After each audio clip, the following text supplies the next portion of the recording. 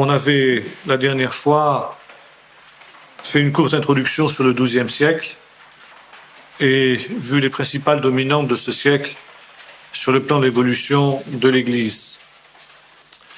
Le premier point que nous avons à voir ce soir, c'est ce fameux problème des investitures, conflit qui avait éclaté, nous l'avons vu, au siècle précédent et qui, au début du XIIe siècle, n'était toujours pas résolu. Qu'est-ce que c'était que cette querelle des investitures? Rappelons-le, c'était le problème de savoir qui, du pape ou de l'empereur, avait le droit de nommer les évêques.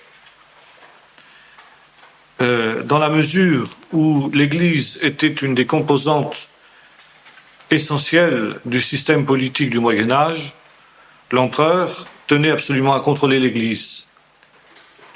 Quant au pape, qui se considérait non seulement comme un chef spirituel, mais également comme un chef temporel, il pensait être le lieutenant de Dieu pour contrôler non seulement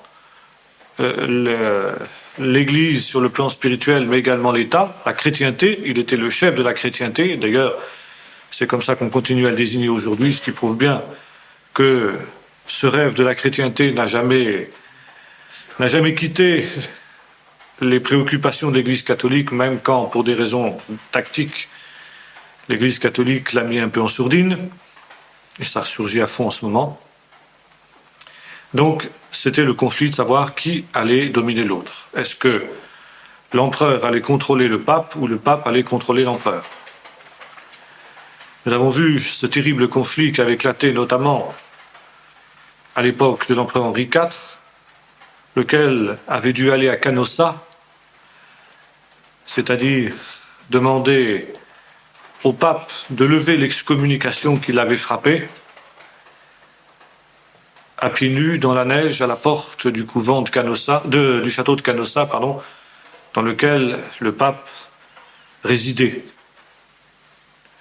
En fait, nous l'avons vu, ça avait été plutôt une victoire de l'empereur qui avait réussi à récupérer son pouvoir qui lui avait été ainsi disputé. Donc,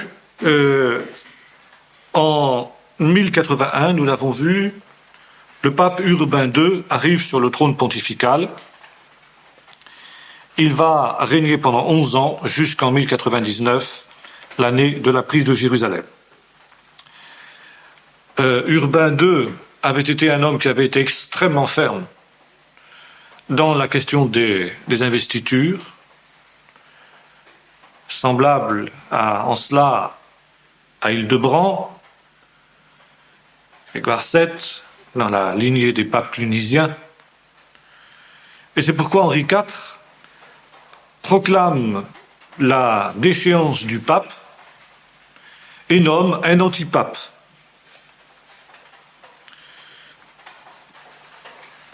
Non seulement il nomme ainsi un antipape qui se nomme Guibert, c'était assez courant qu'il y ait un ou quelquefois deux antipapes, c'est assez cocasse au Moyen-Âge. Quand un pape et un antipape n'arrivaient pas à s'entendre, on les déposait tous les deux, on en mettait un troisième, ça faisait un troisième antipape, ou un deuxième antipape. Enfin, selon les canons catholiques, il y en avait un de vrai. Savoir lequel? Savoir lequel, autre chose. En tout cas, Henri IV marche sur Rome, qu'il prend. À 3 reprises, il faudra qu'il prenne Rome. Urbain, en effet, parvient à reconquérir son pouvoir. Henri IV, excédé, fait arracher les yeux de ses adversaires, très chrétiennement, et liquide les autres. Le conflit entre les deux hommes dura toute leur vie. En 1099, Urbain demeure. Un an après, Henri IV le suit dans la tombe. Urbain II a un successeur, mais le nouvel empereur le fait immédiatement détrôner. Donc, nouvel antipape. En tout cas, selon les canons romains, le pape légitime se nomme Pascal II. Il va régner de 1099 à 1118. Lui succède un certain Gélase II, qui va régner de 1118 à 1119, courtement, et un certain Khaled II lui succède, 1119 à 1124. Il faut dire que ces papes n'ont pas la partie facile, car l'exemple d'Henri IV a été contagieux, et d'autres princes européens entendent aussi affirmer leur indépendance face au pouvoir papal. C'est le cas notamment de Philippe Ier de France, qui est un homme épouvantable. C'est un homme qui vit dans l'immoralité la plus totale, qui pratique la simonie, c'est-à-dire il vend les charges épiscopales au plus offrant. Pour être évêque, il suffit de bien payer, et puis on est nommé évêque immédiatement. La simonie, du nom de Simon le magicien, c'était un des graves crimes du Moyen-Âge que le trafic des charges ecclésiastiques, mais quand les caisses de l'État avaient besoin d'être renflouées, les princes n'hésitaient pas à employer ce genre de commerce. Ils vendaient donc des charges d'évêques, de prêtres, de prieurs, d'abbayes, etc., à ceux qui avaient les moyens de payer. Ils les mettaient aux enchères et celui qui payait le plus avait le poste. Évidemment, la papauté, surtout la papauté clunisienne, avait dénoncé ce genre de pratique, et celui qui était convaincu de simonie, le prince qui était convaincu de simonie, était en principe excommunié. C'est d'ailleurs ce qui va se produire pour Philippe Ier, justement sous ce chef d'accusation-là. Il y a donc à la fois en Allemagne et en France une liste de sièges épiscopaux qui ne sont pas pourvus parce qu'il y a conflit entre le pape et le prince pour savoir qui va occuper ce poste épiscopal. Donc le conflit va durer. Et il va durer longtemps. Et en fin de compte, les papes vont triompher. L'influence de Cluny, en particulier, va gagner. Cluny qui avait acquis dans le peuple une audience très importante parce que justement, on savait que c'était des hommes probes, des hommes honnêtes, et le petit peuple excédé justement et écœuré du luxe dans lequel vivait le clergé, eh bien, avait pris le parti des réformateurs, et en particulier donc des papes quand ces derniers s'étaient réclamés de la réforme de Cluny. En fait, après des années et des dizaines d'années de lutte intense, la querelle des investitures va se résoudre elle-même. Il y a un autre pays où cette querelle aussi va devenir aiguë, c'est l'Angleterre. L'Angleterre qui est passée entre les mains des Normands avec Guillaume le Conquérant, et Guillaume le Conquérant entend lui aussi être le chef incontesté de l'Église d'Angleterre. Son fils Guillaume le Roux lui succède. C'est aussi un homme violent, un homme orgueilleux. Et il va se cramponner à la position de son père jusqu'à ce que brusquement, en 1107, d'une manière tout à fait imprévisible, Guillaume le Roux et la papauté arrivent à un accord. Un concordat est signé à Londres cette même année. Et il y a donc une sorte de compromis entre le pouvoir politique et la papauté, au terme de laquelle tout prélat doit prêter serment de fidélité au roi. D'abord, il doit être élu. Ensuite, il prête serment de fidélité au roi. Et ensuite, il est consacré par l'Église. Ça veut dire, en gros, si vous voulez, que à la fois le pape et le roi ont un droit de veto. Si un candidat ne convient pas au roi pour des raisons politiques, il a la possibilité de mettre son veto. Et si le pape estime que le candidat ne fait pas l'affaire, lui aussi a le droit de mettre son veto. Après la mort d'Henri IV, la papauté donc se sert de cet exemple du Concordat de Londres pour tenter d'arriver avec les autres princes européens au même type d'accord. En 1110, un concile est convoqué à Châlons de façon à tenter d'officialiser et de généraliser le concordat de Londres. En fait, c'est un échec. Le concile se termine par un échec total et les princes européens, notamment le successeur d'Henri IV, refusent l'accord qui lui a été ainsi proposé. C'est alors que Pascal II monte une vitesse. Il interdit aux évêques de posséder des biens temporels et notamment des fiefs, comtés, États, etc., y compris des châteaux forts, car la plupart des évêques se comportaient comme de véritables seigneurs, n'hésitant pas à charger à la tête de leurs troupes des ennemis politiques. Et Pascal II trouvait que quand même, pour des évêques, c'était quand même pas très très évangélique, ce qu'il faut bien admettre. Quelques années passent encore, et en fin de compte, devant ce durcissement de la papauté, Henri V, successeur d'Henri IV, vient lui aussi à composition.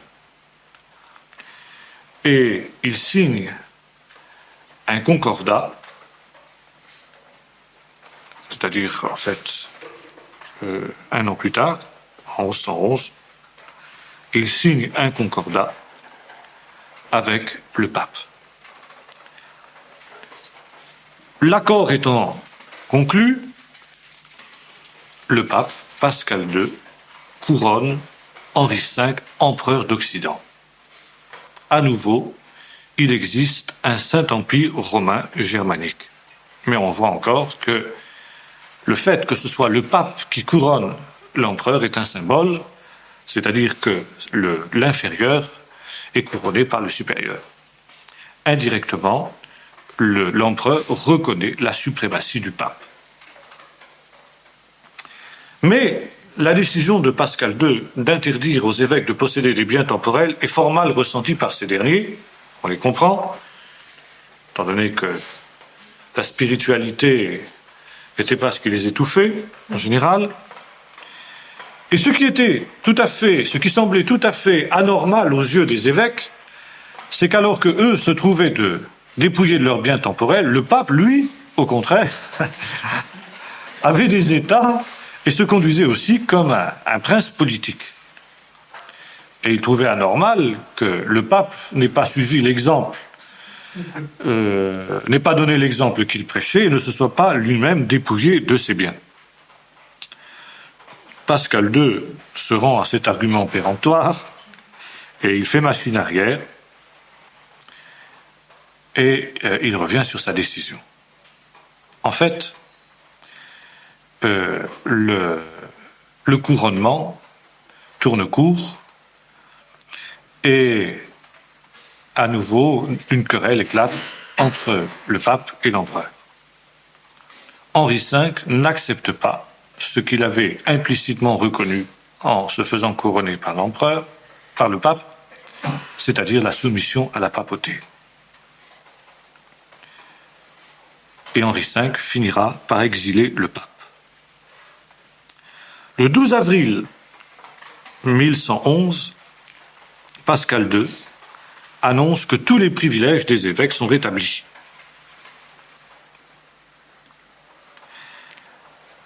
L'année suivante, il revient sur sa décision et décide à nouveau d'abolir les privilèges des évêques. À nouveau, l'empereur va prendre le parti des évêques contre le pape. En effet, il y a une raison politique péremptoire en cela, c'est que dans la mesure où l'empereur est celui qui distribue les fiefs et où par conséquent les évêques prêtent serment de vassalage à l'empereur, l'empereur a un pouvoir sur eux direct. Et c'est une des raisons pour lesquelles aussi le pape avait voulu l'abolition des privilèges des évêques, pas tant par souci évangélique que par souci politique, parce qu'il les voyait trop inféodés à l'empereur. Et c'est pourquoi, après que le pape soit revenu sur sa décision de rétablir les privilèges temporels des évêques, l'empereur prend le parti de ces derniers contre le pape. Il faudra 10 ans de lutte pour arriver à un accord. Le 23 septembre 1122 est signé le concordat de Worms, qui est calqué sur celui de Londres, où il y a donc un accord mutuel selon lequel l'empereur ne peut pas imposer son candidat, mais il a un droit de veto sur le candidat proposé par le pape. En fait, ce droit de veto, avec beaucoup d'habileté, la papauté s'arrangera avec le temps pour le rendre nul et non avenu. Autrement dit, c'est la victoire totale de l'Église. Et le XIIe siècle est l'époque où l'Église atteint un pouvoir inégalé dans l'histoire de l'Église. On peut dire que la papauté est réellement la puissance qui contrôle l'Europe chrétienne. Ainsi donc s'achève cette querelle des investitures par la victoire totale de la papauté. Deuxième point, en ce qui concerne l'histoire du XIIe siècle, c'est l'épanouissement du monachisme. Le XIIe siècle est une époque où le monachisme va fleurir. Pourquoi ? Parce que dans ce contexte de lutte politique et fort peu spirituelle, un certain nombre de gens ont soif d'authenticité, de vérité, et voudraient vivre un évangile véritable. Or, une telle aspiration implique soit une réforme de l'Église dont il n'est évidemment pas question, l'Église étant par trop liée au pouvoir politique, soit alors une sortie du monde. Et comme le monachisme est une voie de garage que la papauté a utilisée depuis longtemps pour canaliser les gens un petit peu trop turbulents, qui voudraient trop la remettre en question, eh bien, l'Église encourage le développement du monachisme à cette époque-là. Le XIIe siècle voit se créer un certain nombre d'ordres nouveaux, notamment autour du monastère d'Ischau en Allemagne. Et le monastère d'Ischau est le premier des monastères qui crée ce qu'on appelle un tiers-ordre. Un tiers-ordre, c'est un certain nombre de laïcs, de gens qui sont dans le siècle, qui ont une profession, qui sont mariés, qui ont des enfants, etc., mais qui sont attirés par la spiritualité de l'ordre auquel ils vont se trouver rattachés. Et il existe pour ces laïcs-là une règle qui est inspirée de la règle de l'ordre et qui font que spirituellement, le tiers-ordre est rattaché au monastère. Mais il est évident que l'engagement du tiers-ordre est moindre que l'engagement de ceux qui sont réellement membres de la communauté monastique. À partir de cette époque-là, tous les ordres religieux réguliers catholiques vont développer un tiers-ordre jusqu'à aujourd'hui. Le plus célèbre des tiers-ordres, celui qui viendra au siècle suivant, ce sera l'ordre franciscain, le tiers-ordre franciscain, qui a encore aujourd'hui de nombreux adeptes. Il y a un autre grand centre monastique qui naît à peu près à la même époque, c'est l'abbaye de Fontevraud, en France, qui est créée essentiellement dans deux buts. Premièrement, pour donner aux pénitents les moyens de faire leur salut, c'est-à-dire le Moyen-Âge, le XIIe siècle en particulier, est un siècle particulièrement agité sur le plan des mœurs, le clergé lui-même donnant souvent l'exemple, les hommes politiques aussi, et il arrive qu'un certain nombre de grands pécheurs ou de grandes pécheresses, souvent c'est des femmes d'ailleurs, sont soudain saisis par le poids de leurs péchés et demandent à faire pénitence. Car à cette époque-là, c'est comme ça qu'on fait son salut, on fait pénitence. Or, pour faire pénitence, il y a deux moyens. Si l'on est homme, le moyen classique de faire pénitence, c'est la croisade. Si on est femme, on n'a évidemment pas cette possibilité-là. Et c'est pourquoi des ordres spéciaux sont prévus, notamment celui de Fontevraud, pour permettre aux femmes pénitentes de venir ainsi obtenir le pardon de leurs péchés par des jeûnes, par des prières, par le renoncement au monde. Dans le même temps, les femmes n'ayant pas la possibilité de participer directement à la croisade, la vocation de l'ordre de Fontevraud, c'est aussi de prier pour le succès de la croisade. Les femmes, donc, prient pour le succès des hommes qui combattent là-bas, en Orient.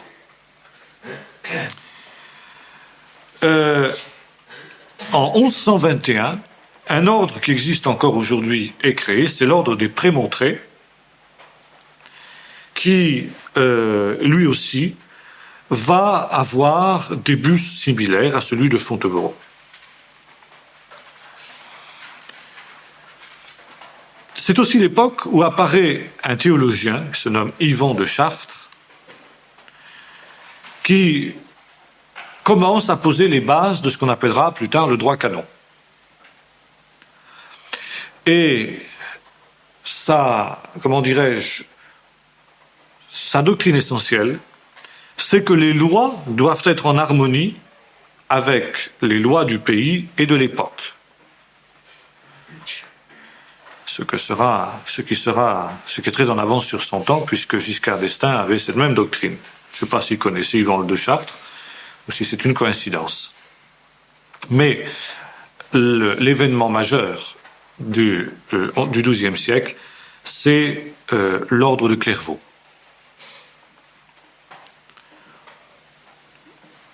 C'est-à-dire, en fait, une nouvelle réforme. Depuis un siècle, la réforme de Cluny s'est essoufflée. L'ordre de Cluny a connu les vicissitudes de la plupart des ordres religieux, on pourrait dire de tous les réveils, de la plupart d'entre eux du moins, savoir qu'au bout de 2 ou 3 générations, le réveil s'éteint.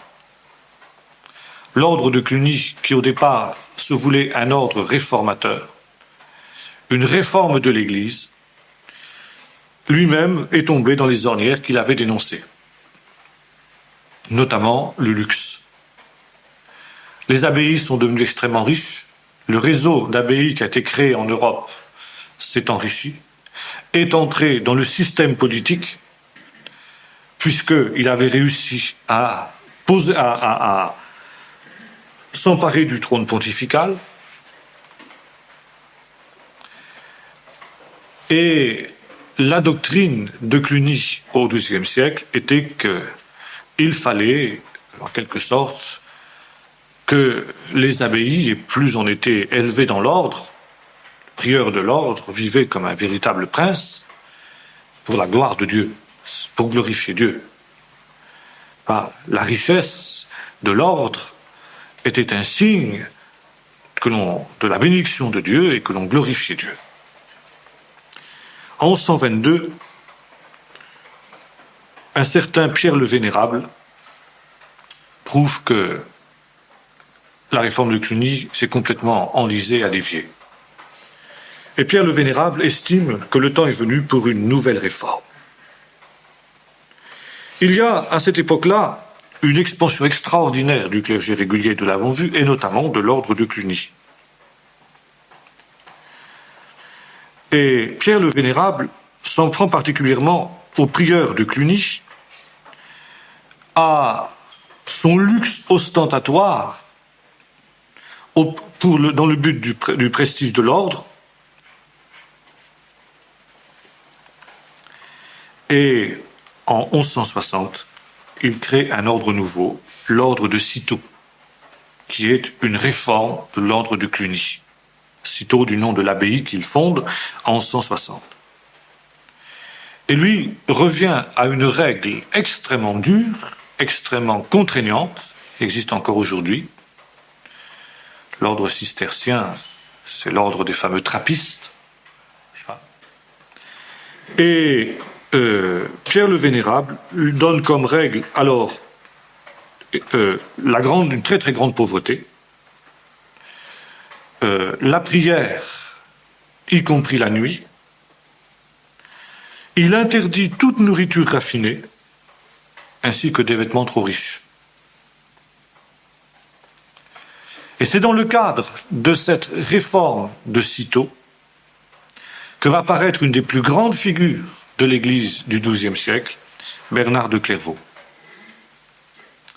Alors, la règle de Cîteaux prévoit, entre autres, que les moines ne doivent se nourrir que de légumes. La viande est totalement interdite. Il y a 6 heures de prière par jour obligatoires. Plus, ensuite, on peut en ajouter si le cœur en dit. Les moines vivent dans une communauté totale, mangent dans un réfectoire commun, dorment dans des réfectoires communs. Ils dorment tout habillés, qui plus est, pour pouvoir être prêts à se lever la nuit pour la prière. Et à l'inverse de ce qu'était la base de la réforme de Cluny, chaque communauté est autonome. Nous avons vu que à Cluny, c'était l'inverse, savoir qu'à partir du moment où une filiale de la maison mère se créait, elle était, elle était soumise au centre de Cluny. Pierre le Vénérable lui prend exactement le contre-pied et il estime que chaque filiale qui est créée par Cîteaux devient autonome par rapport à la maison mère. Pierre le Vénérable introduit aussi et développe sur une grande échelle les ordalies et les indulgences. Et en même temps, c'est lui qui introduit la pratique de l'absolution du prêtre, c'est-à-dire que le prêtre a la possibilité d'absoudre les péchés du pénitent. Quand le pénitent est venu se confesser, le prêtre lui déclare « Je t'absous de tes péchés ». Non pas « Dieu t'absout de tes péchés », mais moi, un tel, je t'absous de tes péchés. Pratique qui va être généralisée par la suite dans l'Église catholique tout entière. Donc, deuxième point, très gros épanouissement du monachisme au XIIe siècle. Troisième élément marquant du XIIe siècle, c'est le développement de la philosophie, et notamment la naissance de la scolastique. La scolastique, c'est une manière de raisonner qui va marquer l'Église catholique tout entière, jusqu'à nos jours. En fait, il y a, depuis les origines, une dérive du christianisme vers la théologie grecque, la philosophie grecque, pardon. Et dans le courant du Moyen-Âge, ce qui est proprement biblique et théologique va s'estomper au profit de la philosophie. Et le XIIe siècle en particulier va voir l'apogée de la spéculation philosophique. Et bientôt, à partir de cette époque, la foi chrétienne va se trouver essentiellement réduite à un ensemble de spéculations philosophiques. Et jusqu'à aujourd'hui, le catholicisme moderne est sous-tendu par un tissu philosophique extrêmement serré, qui est l'héritier direct de la scolastique du XIIe siècle. Alors c'est très complexe. C'est très très complexe comme spéculation. Je vais vous montrer simplement quelques aspects. Évidemment, il faudrait des heures et des heures, parce que la scolastique, c'est une discipline. Il y a des gens qui se spécialisent dans cela. Parlons tout à l'heure des dominicains ou des jésuites, qui sont les grands spécialistes de la scolastique, jusqu'à aujourd'hui. En fait, c'est une méthodologie, essentiellement, c'est-à-dire une méthode de raisonnement qui embrasse 2 aspects, le temps et l'existence. Ce sont les 2 domaines où s'exerce la scolastique. La méthode scolastique part d'une question.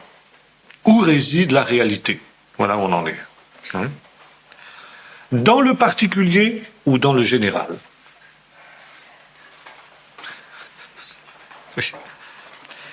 Et selon que l'on donne telle ou telle réponse à cette question, c'est-à-dire que l'on répond la réalité est dans le particulier ou la réalité est dans le général, on est soit réaliste, soit nominaliste.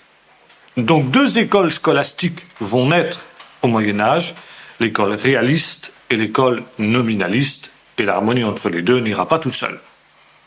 Il va y avoir de graves conflits à cette époque-là.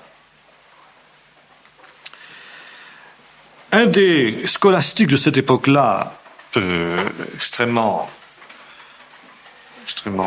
en pointe, on pourrait dire, c'est Rosclédin, qui est un breton. À tout seigneur, tout honneur. Rosclédin, il est né en 1092. Et ce Rosclédin était arrivé à la suite de ses spéculations philosophiques à l'idée que Dieu n'est finalement qu'un concept. Voilà. Ça va très loin, évidemment. Bonne conclusion. Pour cet exploit-là, il sera condamné. C'est dangereux, la philosophie. En opposition à Rosclédin, les réalistes, eux, affirment, alors tenez-vous bien, que l'espèce est une substance contraire. J'espère que vous êtes édifiés avec ça. Voilà. Le XIIe siècle est aussi l'époque où, parmi les scolastiques, naît ce qu'on appelle la querelle des universaux, qui va aussi diviser le Moyen-Âge. Son promoteur est Pierre Abélard. Qu'est-ce que c'est que les universaux? Pierre Abélard professe que les universaux, c'est-à-dire le général, existent en tant qu'idée dans l'esprit de Dieu de toute éternité. Mais ils se manifestent dans l'individuel dans des caractères types. J'espère que vous avez compris. Et que ça... Un certain Pierre de Bruys s'élève contre cette doctrine et son opposition à Abélard l'amène à mettre en question la messe, le salut par les œuvres, la hiérarchie et même les sacrements. Oui, c'est des réformes. Et ce qui est grave, c'est que Pierre de Bruys a de nombreux partisans parmi le peuple, en France notamment. Il s'élève avec force contre l'intellectualisme qui est prôné par les philosophes scolastiques, notamment par Anselme et par Abélard. Anselme est le deuxième grand nom de la scolastique du Moyen-Âge, qui lui a établi le principe de causalité, qui est d'ailleurs encore un des principes essentiels de la logique. Notamment, c'est sur ce principe de causalité qu'est basée toute la science moderne. Savoir que chaque effet a une cause. Que s'il y a un phénomène que l'on observe, il faut en rechercher la cause. Et qu'on en remonte ainsi de cause en cause. Je ne sais pas moi, par exemple, pourquoi la chaise est tombée? Parce que quelqu'un l'a poussée.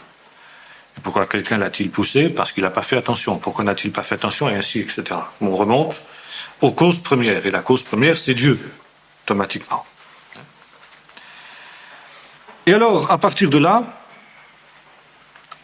on arrive, selon les scolastiques, à prouver l'existence de Dieu. Et on arrive aussi à cette conclusion, très forte, que Dieu fait des choix. Et c'est ainsi qu'Anselme émet ce qu'on appelle la preuve ontologique de l'existence de Dieu, à partir du principe de causalité. La preuve ontologique de la connaissance de Dieu, de l'existence de Dieu, est en gros, je la résume à peu près comme ceci. Dieu est l'être le plus grand que l'esprit humain puisse concevoir. Si Dieu n'existe pas, il n'est pas plus grand que moi, puisque moi j'existe. Donc, Dieu, qui est automatiquement plus grand que moi, puisque je peux en moi-même concevoir l'idée de quelque chose qui est plus grand que moi, ça veut dire que Dieu existe. J'espère que vous êtes convaincus après ça. Autrement, il ne serait pas le plus grand. Seulement, lui répondent des gens comme Pierre du Bruys, l'homme peut aussi concevoir des réalités qui n'existent pas. Donc la preuve ontologique ne tient pas.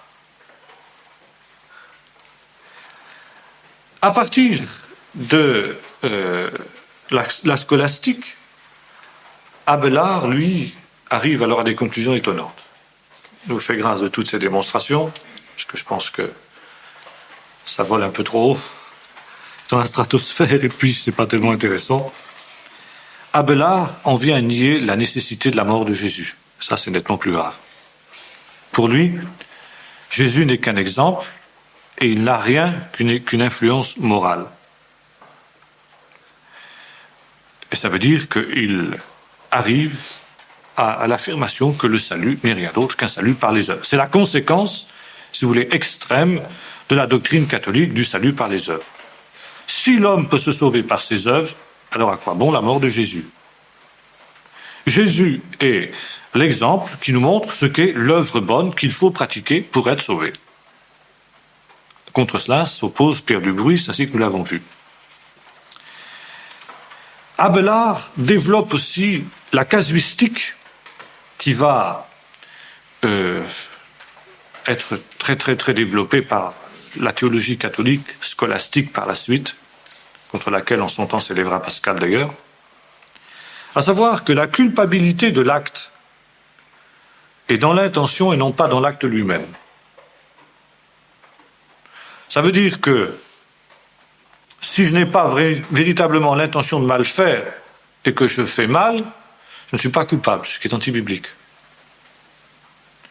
La Bible, en effet, prévoit, déjà dans l'Ancien Testament, des péchés, des sacrifices pour les péchés commis involontairement. Certes, dit la Bible, la culpabilité est moindre, mais elle est là quand même.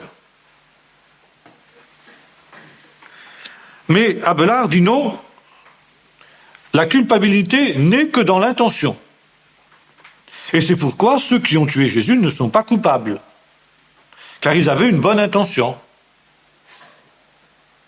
Et non seulement ils avaient une bonne intention, qui était celle justement d'épargner en quelque sorte le peuple, la ruine de Jérusalem par les Romains, mais ils sont même sauvés. Comme le seront de nombreux païens qui ne connaissent pas Jésus, mais qui agissent bien. C'est la conséquence logique du salut par les œuvres. Puis il arrive à une autre hérésie, la vieille hérésie sabellianiste, c'est-à-dire la doctrine unitarienne qui nie la Trinité, à savoir que la divinité est à la fois Père, Fils et Saint-Esprit selon les formes qu'elle prend. Le Père, le Fils et le Saint-Esprit n'étant que des formes diverses que prend la divinité. Par exemple, le Père, c'est la puissance, le Fils, c'est la sagesse, et le Saint-Esprit, c'est la bienveillance. Donc, quand Dieu se manifeste dans sa puissance, il est Père. Quand il se manifeste dans sa sagesse, il est Fils. Quand il se manifeste dans sa bienveillance, il est Esprit. Bon, cette hérésie est condamnée par le Concile de Soissons, heureusement. Enfin, Abélard nie l'inspiration d'écriture. Il n'y a pas besoin d'inspiration. La raison humaine, à elle seule, permet de découvrir la vérité. Donc nous voyons ici que nous sommes véritablement dans une philosophie rationaliste qui a évacué tout ce qui était véritablement spirituel. Nous sommes dans un intellectualisme total. À côté de cela, la philosophie d'Abélard l'amène à au moins quelque chose de positif et d'extrêmement rare. À cette époque-là, il est tolérant. Ce qui aussi n'était pas tout à fait prisé à cette époque-là. Il en fera la mère expérience lui-même. À côté de lui se trouve Anselme, dont nous avons déjà parlé, qui deviendra archevêque de Canterbury. Ces deux hommes, Abélard et Anselme, constituent le noyau dur du XIIe siècle. Années qui vont de 1125 à 1198, et qui sont les années de l'apogée de la philosophie scolastique au XIIe siècle.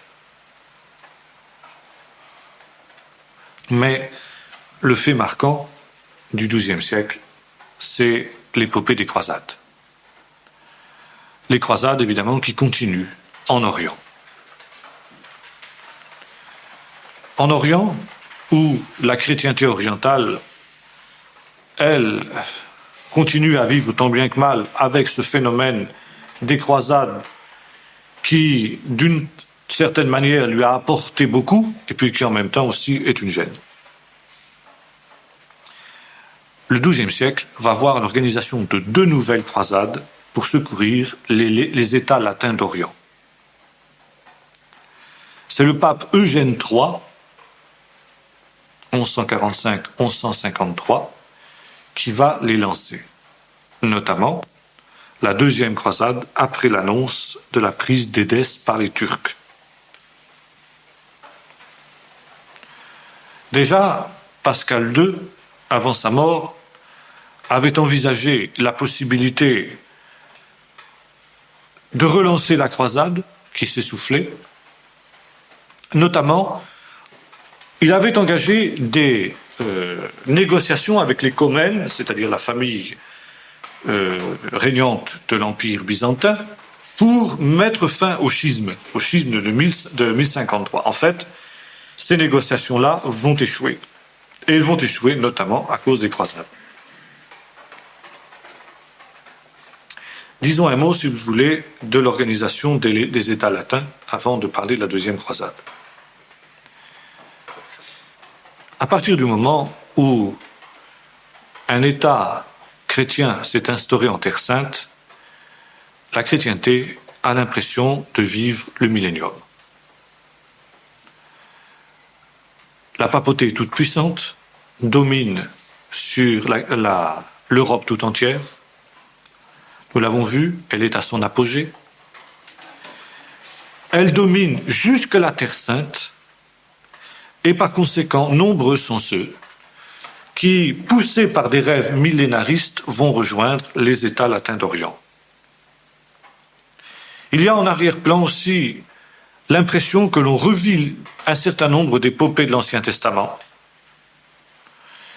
La conquête du pays par Josué, que la chrétienté est le nouveau peuple de Dieu, le nouvel Israël, qui revit les combats de David contre les Philistins, contre les Amalécites, contre les Égyptiens, etc.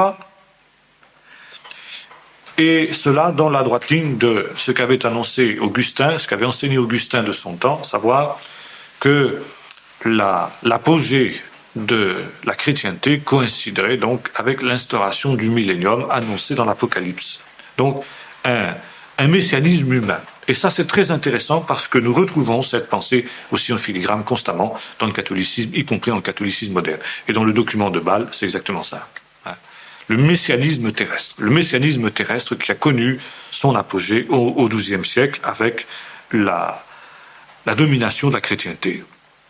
Et c'est alors que, devant cet état de choses, les papes vont tenter un nouvel élan missionnaire de la chrétienté. En effet, nous nous souvenons que depuis un siècle, l'élan missionnaire s'était arrêté avec la conversion de la Scandinavie, qui étaient les derniers États européens à se convertir au christianisme. L'élan missionnaire avait été arrêté. Maintenant, la chrétienté se sent assez forte pour tenter une réévangélisation de l'islam, des musulmans. Alors, de 2 manières. D'une part, par la conquête politique, et ça, donc, c'est commencé avec les croisades, et maintenant, on va tenter de les amener aussi à la foi chrétienne par l'élan missionnaire. Pour cela, il faut organiser les États croisés.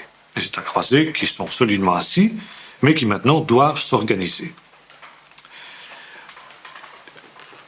Baudouin de Boulogne va être le premier qui va organiser ces États, notamment autour de la ville d'Édesse, qui se trouve devenir un comté.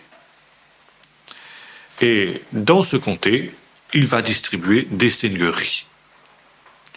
Et de nombreux nobles européens qui n'ont pas reçu de seigneurie en Europe parce qu'ils sont les derniers fils, par exemple, de famille, etc., eh bien, vont être tentés par le mirage de l'Orient, non pas pour des raisons spirituelles, mais dans le but de recevoir des seigneuries. En 1150, la principauté est établie, ainsi qu'une deuxième principauté, celle d'Antioche, sous la direction de Bohémond. Le troisième État latin d'Orient, c'est le comté de Tripoli, qui est créé par Raymond de Saint-Gilles, et le quatrième, c'est le royaume de Jérusalem. Il y en aura ensuite un cinquième, un petit peu plus tard, qui sera la principauté d'Outre-Jourdain, c'est-à-dire de Transjordanie, organisée autour du Krak de Moab, qui s'étendra jusqu'à la mer Rouge, mais pour un peu de temps. En fait, ce qui manque le plus à ces États latins, ce sont des colons. Pour pouvoir s'établir solidement dans un contexte quand même musulman, il faut que viennent des colons d'Europe. Les Européens ne sont en effet qu'une minorité au milieu des musulmans. Ce sont eux qui tiennent l'armée, qui tiennent donc le pouvoir, mais les barons qui ont organisé les 4 États latins,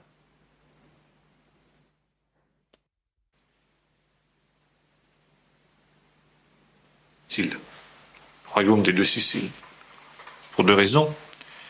Parce que d'une part, ces deux républiques, sont relativement proches de la Terre Sainte et qu'elles ont une politique marchande et maritime très importante, ce qui fait qu'elles sont intéressées, pour des raisons commerciales, à avoir des relations étroites avec les royaumes d'Orient, les royaumes latins d'Orient. Plus tard, il y aura Gênes, la République de Gênes, qui va aussi suivre le même chemin. Et l'on peut dire que si la première croisade a été incontestablement la croisade de la foi, les autres croisades vont être des croisades qui vont avoir essentiellement des buts mercantiles, politiques, etc. Et ce qui va d'ailleurs aboutir à l'échec de la croisade. Les Génois, les flottes génoises et vénitiennes sont, pour dire, le cordon ombilical qui relie les États latins à la chrétienté occidentale. Sans les flottes de Gênes et de Venise, les croisés n'auraient jamais pu subsister. Ce sont ces flottes qui ramènent le ravitaillement dont ils ont besoin, les renforts en hommes, en chevaux, en tout ce qu'on voudra, machines de guerre et autres dont ils ont besoin, et qui leur permet aussi de rester en contact avec la mère patrie. Les bateaux en question font 2 allers-retours par an, et à partir de ces flottes se créent, comme nous l'avons vu, les ordres militaires, les ordres de moines soldats, qui vont servir de gendarmes, on pourrait dire, de la Terre Sainte. Nous avons parlé, je rappelle, les 2 principaux ordres, les hospitaliers, les chevaliers de Saint-Jean de l'Hôpital, et les chevaliers du Temple, encore appelés Templiers. Ce sont des moines soldats, ça veut dire qu'ils prêtent les 3 serments monastiques, les 3 vœux monastiques habituels, chasteté, pauvreté, obéissance, et leur rôle essentiel, c'est de défendre les pèlerins et de défendre aussi les conquêtes de la chrétienté contre les musulmans. La croisade, à la fin du siècle précédent, s'était achevée alors que Tripoli était assiégée. Et il faudra attendre le début du siècle, l'année 1100 exactement, pour que Bohémond soit capturé par un des chefs musulmans, Danishment, alors qu'il s'apprêtait à prendre sa capitale, Malatya.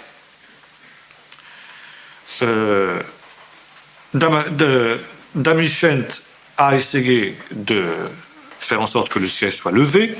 Il lui a tendu une embuscade et Bohémond, bêtement, est tombé dans l'embuscade. Saint-Gilles, quant à lui, est reparti dans ses états, la croisade finie. Godefroy de Bouillon, nous l'avons vu, est mort cette même année. Ça veut dire que les États latins n'ont pratiquement plus de leadership. Bohémond est en prison, Saint-Gilles est reparti, Godefroy est mort, il n'y a plus de leader. Et au début du siècle, la croisade se trouve dans une situation difficile. Les musulmans tentent leur chance, ils tâtent la volonté de résistance chrétienne en ravageant les environs de Damas, pratiquement de façon sans aucune opposition. Quant à Baudouin, il est à nouveau, lui aussi, capturé par Danishment, dans les mêmes conditions, ça veut dire qu'il tombe dans une embuscade, alors qu'il tentait de descendre pour s'emparer de Jérusalem, puisque après la mort de Godefroy, le peuple de Jérusalem avait décidé de faire appel à lui pour qu'il succède à son frère. C'était en effet le frère de Godefroy de Bouillon, et à la mort de son frère, qui est mort vraisemblablement empoisonné, n'est-ce pas, par le patriarche Humbert, eh bien, Baudouin devait lui succéder. Pas de chance, lui aussi tombe dans une embuscade, il est fait prisonnier. 24 octobre 1100. C'est alors que intervient la victoire de Tripoli, qui va donner un nouveau souffle à la situation difficile des croisés. Far el-Malour, qui est le chef musulman de Tripoli, craint la victoire de Doulac, de Damas, qui lui convoite Tripoli. Et au moment où Baudouin est capturé, eh bien, il lui donne les moyens de s'échapper.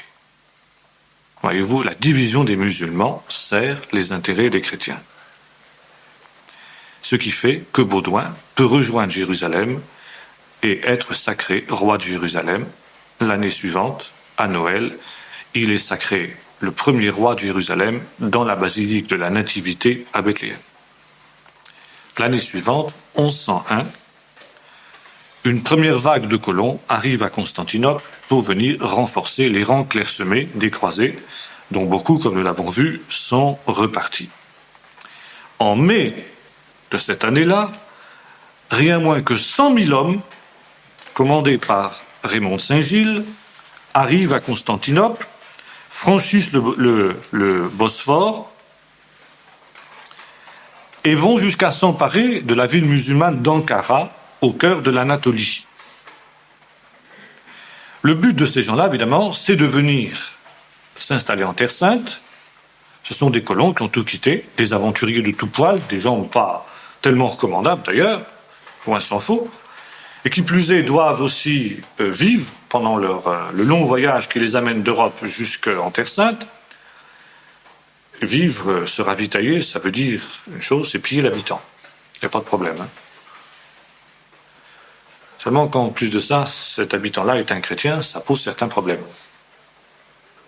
On a beau être un aventurier, un homme de sac et de corde, piller des chrétiens, c'est quand même pas recommandé. Et c'est alors que soudain, il y a une idée géniale. En Europe, il n'y a pas que des chrétiens. Heureusement, il y a aussi des juifs. En général, les juifs sont fortunés, formidables. On les pille, on les massacre, on les tue. Dans un premier temps, les Juifs sont défendus par leurs concitoyens chrétiens qui ne comprennent pas comment cette horde d'aventuriers, comme ça, tombe sur des gens paisibles avec lesquels ils ont toujours été en bon terme. Et puis quand les croisés sont passés, et que les croisés n'ont pas tout emporté, il reste les maisons, il reste des biens que les croisés n'ont pas pu emporter, des meubles. Alors ces chrétiens-là se disent qu'après tout, pourquoi ne s'empareraient-ils pas aussi des biens des Juifs? Seulement, en même temps, ils ont un petit peu mauvaise conscience, parce que quand même l'Évangile dit que tu ne voleras pas. Et c'est alors que naît dans l'Église du XIIe siècle la doctrine du déicide. Il faut justifier les exactions des croisés.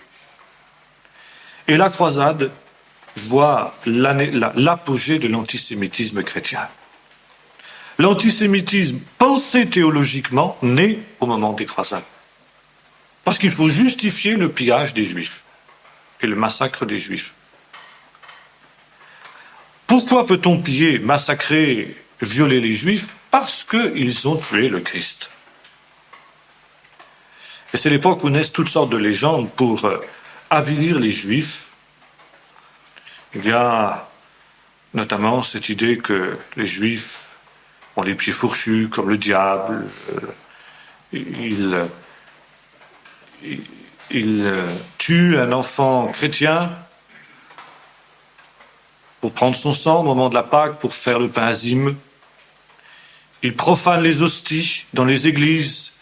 Ils les font saigner, puisque l'hostie étant le corps du Christ, quand on la casse, eh bien elle saigne. Et les assassins du Christ qu'ils sont se plaisent à rééditer leurs meurtres, leurs crimes abominables d'avoir tué Dieu, ici c'est tuer Dieu, en profanant les hosties dans les églises. Et nombreux sont les Juifs qui, à partir de cette époque-là, vont être brûlés vifs sous une fausse accusation, soit de meurtre rituel d'enfants, soit de profanation des hosties. Il y a cette idée que les Juifs vivent dans la saleté, dans la crasse, avec les porcs, ce qui est un petit peu cocasse. Ils se nourrissent des excréments de porcs et ils boivent l'urine des porcs. Ils ont des règles comme les femmes. Ils se nourrissent de tout ce qui est impur et ils sentent mauvais. On reconnaît un juif à ça, n'est-ce pas? Il s'agit de justifier les exactions des croisés. Alors évidemment, la réaction des Juifs va être absolument certaine.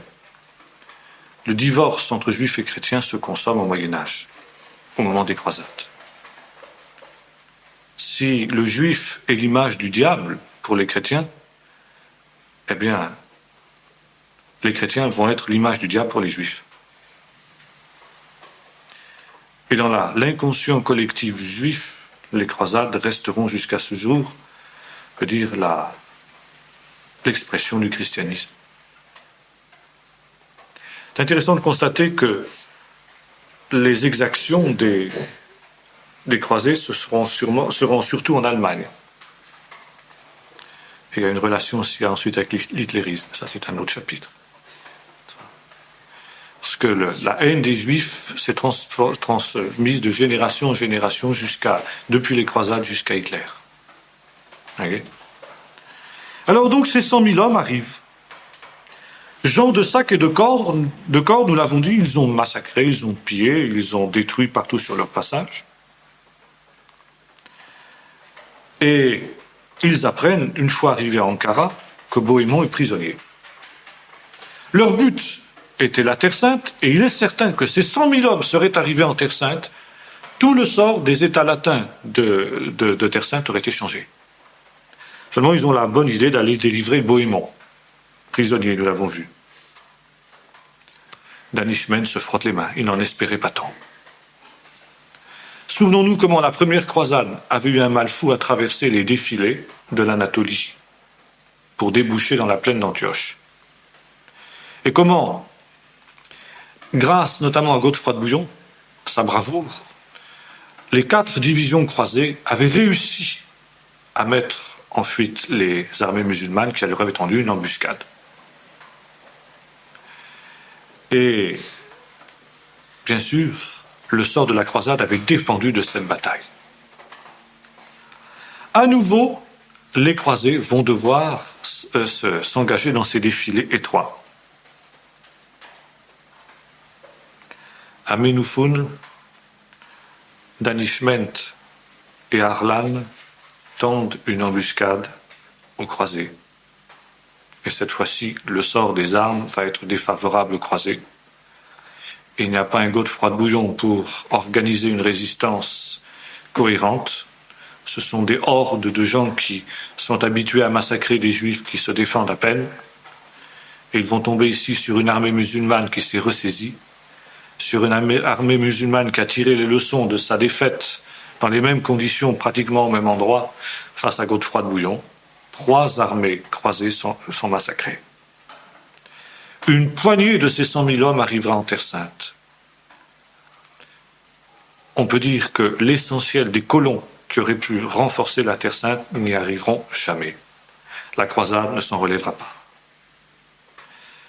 On peut dire que l'échec de la croisade naît dans ce défilé-là, lorsque cette masse d'hommes qui pouvaient venir donner un sang neuf aux États latins de Jérusalem va se faire ainsi décimer par les musulmans. Il va falloir donc prendre acte de cette défaite qui va redonner une sérieux coup de positif au moral des musulmans qui en avaient bien besoin et qui va leur montrer que les croisés ne sont pas invincibles. Et la situation du royaume latin de Jérusalem va devenir extrêmement critique. Heureusement, le premier roi de Jérusalem, Baudouin Ier, n'est pas un mou. Il va être un homme qui va être à la hauteur de la situation. Et malgré ces conditions défavorables dans lesquelles il se trouve plongé, il va réussir à établir le royaume de Jérusalem. On peut dire que Baudouin Ier sera le fondateur du royaume latin de Jérusalem. Et dans des conditions difficiles, le royaume de Jérusalem va naître. Ça, on verra la prochaine fois. Est-ce que vous avez quelques questions là-dessus ?